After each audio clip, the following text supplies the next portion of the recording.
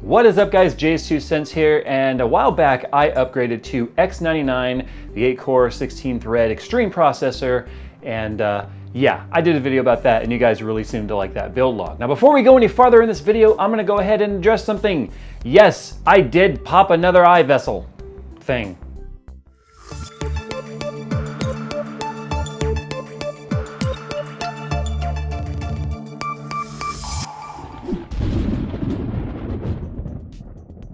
That's why I was wearing my gunners, because I've been staring at the screen nonstop for the last 2 days. And I didn't want to look entirely like a zombie for this video, but a half a bottle of Visine and these gunners later, my eyes are still pretty effed up. So no guys, I don't live in Washington or Colorado, therefore let's not go there when it comes to the comments. But where we are gonna go today is we're gonna take a trip down gaming lane with Skunkworks, and we're gonna see how well that third 780 actually scaled. So back in like April or something like that, I did a video about moving to SLI with my 780s, and that was still on my Z77 platform. And I talked about what it was like going, 5760 by 1080, three-way or three monitors, NV surround, SLI, and how it scaled and all of that. Now, a while back when I moved to the X99 platform, while I was in there, I went ahead and tossed in my third 780. I wanted to see how well three-way was gonna work. Keep it clean, guys. It's not that kind of three-way. It's the tech three-way, which is essentially just as sexy if you ask me. Transition. Now, one of the reasons why this video is so late is because I was having some massive scaling problems with three-way SLI. In fact, if I was to disable one of the GPUs, I was getting the exact same performance numbers with two-way, and if I disabled the second GPU, I was getting the exact same numbers as I was with one GPU. So obviously there was a problem there. So for about the last month, I have been banging my head against the table, quite literally. In fact, that's why sometimes you see marks on my face, because I did a video after banging my head on the desk because I was so fed up with the machine. In fact, I started to hate this machine because it was turning out to be nothing but one big pile of problems. And if you guys want any proof of that, just head on over to Twitter and ask EVGA Jacob how vocal I was about things were not working properly. Yeah, things are not working properly. It is making me very angry. Sorry for that, but I was getting pretty damn fed up with the system. Well, anyway, Jacob and I actually live pretty close to each other, and he happened to stop by last night, and we did a lot of tests to the machine, and we found the most unlikely culprit. My CPU overclock was actually causing the problem.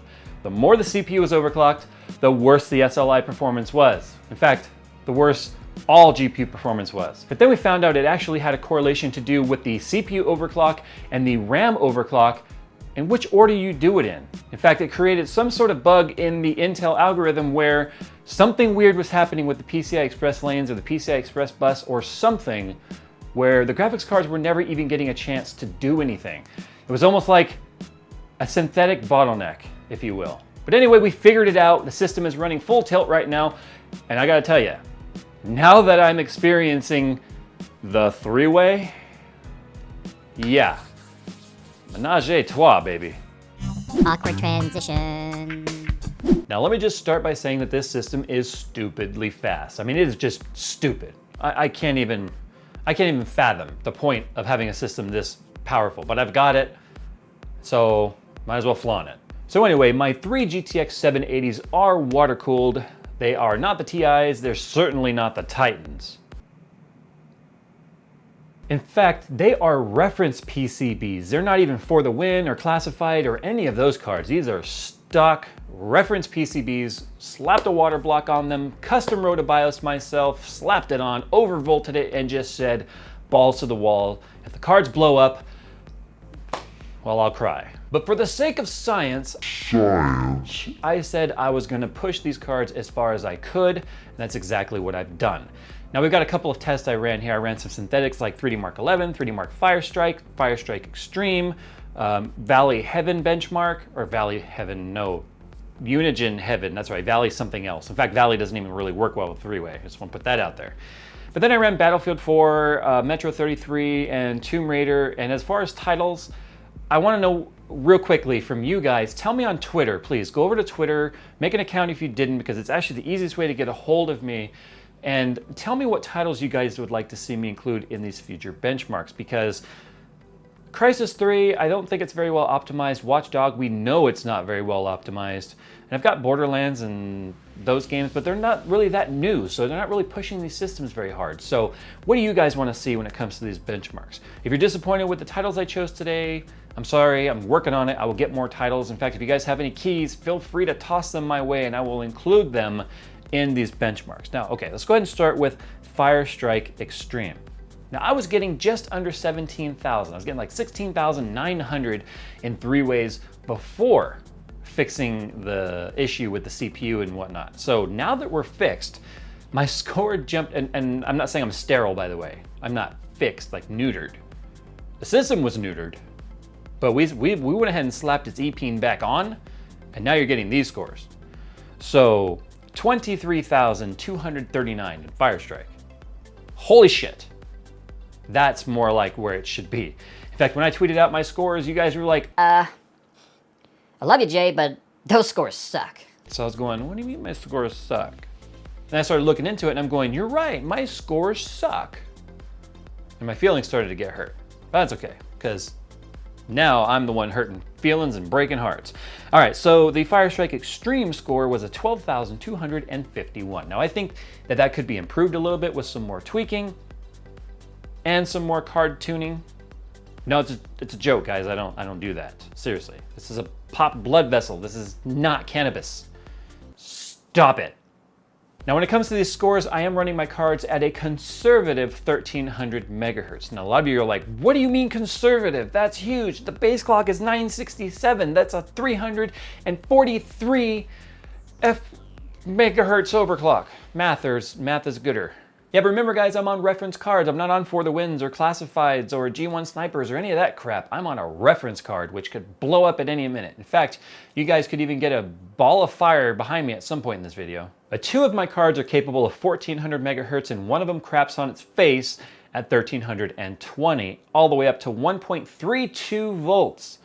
Yeah, I don't want to push it any farther than that. So I just went ahead and toned back the 2 good cards to a little bit below the crappy card. And so here we are, we're just sitting at 3 cards at 1300 megahertz. Now 3D Mark 11, it's an old benchmark, but it's fun to revisit some of these old benchmarks because I remember benchmarking on it back with my GTX780 when it was new and was like, yeah, I'm getting 7,000 points, woo! And I was all excited. And back then, 7,000 points was pretty damn good for 2011. Well, today on my 3-way GTX780s, overclocked and water-cooled, 32,621. Come on down. That's the new score.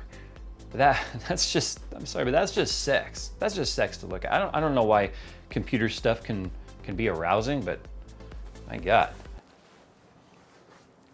That was a little awkward. All right, let's go and talk about Unigine Heaven benchmark, another synthetic benchmark. I like to use it because it gives me good apples to apples comparisons on how some of my clocks and stuff are working and how I write my own BIOS. I actually wrote my own BIOS for these cards, and so I've been testing that out. And synthetics give me a good direct comparison of how results are working. I can't control multiplayer situations in games like Battlefield, so synthetics do have a purpose, guys. Now, my Unigine Heaven, whatever, benchmark is 4,037, max FPS 316, average FPS 160.3. All right, so when it comes to the gaming titles, what I went ahead and did here was I ran them in 1080p with all sliders maxed as far as everything could go. Things like motion blur and anti-aliasing and anisotropic filtering, all of that stuff, anisotropic, whatever. I maxed as much of that crap out as I could for my 1080p test. And then my 5760 by 1080 surround test, I went ahead and pushed everything as far as I could to the right and disabled anti-aliasing. The reason why I do that is I am on 3 gigabyte cards, not the 6 gigabyte 780s. Therefore, I am running out of VRAM pretty damn fast at that resolution. Now, when it comes to Battlefield 4, I was actually getting in 1080p 160 frames per second average. And that map was a 64-player full Operation Locker Conquest. Tons of explosions. You guys know what I'm talking about if you play Battlefield. Locker is just like an explosive wet dream. Yeah, that's 160 frames per second average. Now the top end was peaking at 200 because that's as far as the game can handle, and the low end never dipped below 90 frames per second. That's awesome. I'm sorry. 144 hertz monitors come in handy with those kinds of frames. Now, speaking of 5760 by 1080, as I mentioned, anti-aliasing turned off. Anti-aliasing post, FXAA was on, by the way, but that's free performance. It doesn't actually hit your graphics card in any way. Was getting a 103 frames per second average on 3 GB cards. That's actually pretty good. Now, I can play at that resolution. We were maxing out at about 184 frames per second, and the average was pretty playable at 103. I think you'd agree with me. Even though my monitors were capable of much more, 103 is no slouch. All right, it's time to move on over to the ridiculous benchmarks here. Now, Metro 33, the title is not perfectly optimized. It has its problems, but I went ahead and used it because I do know it is somewhat demanding. Now, in 1080p, we were getting an average frame rate of 121 frames per second in the benchmark, with a max frame rate of 291 and a minimum frame rate of 13. And the 13 happened in the frame number 3, so once again, it was loading the benchmark, so it kind of stuttered, and that's where the low FPS comes from. 121 average, 291 max. Holy shit. Now, when we move over to 5760 by 1080, it's a little bit different story. You can tell Metro 33 is not very well optimized for three-way graphics cards. In fact, the average frame rate dropped all the way down to 50, with the max frame rate still sitting at 228. There was a lot of stuttering, and it just seemed like the game didn't really know what to do with the graphics cards, considering their usage was sitting at about 50%. So the game wasn't calling for the performance, therefore the cards were like, ugh, what you want, bro? We gonna do something or what?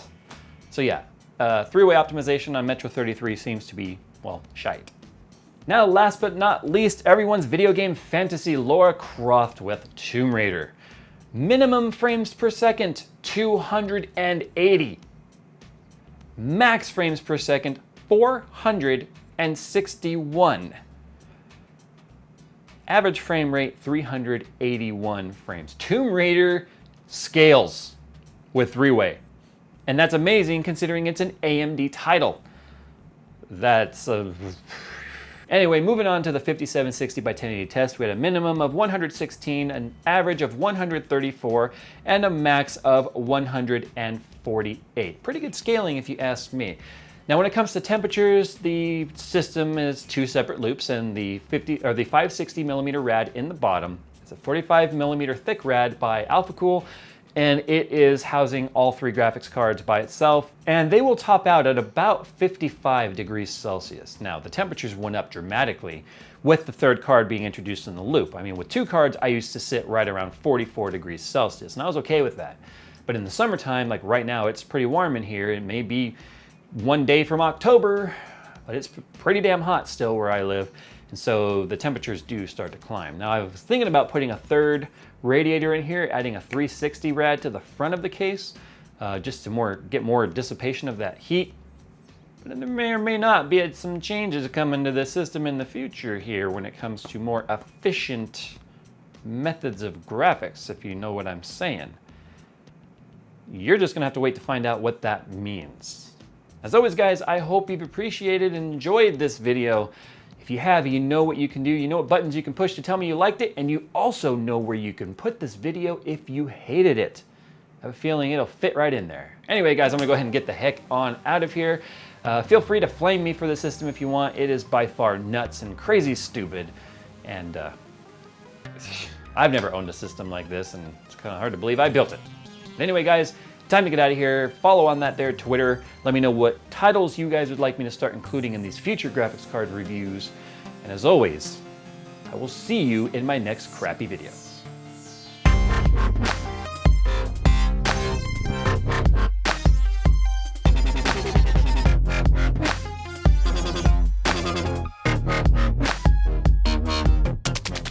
Ja, het is over there.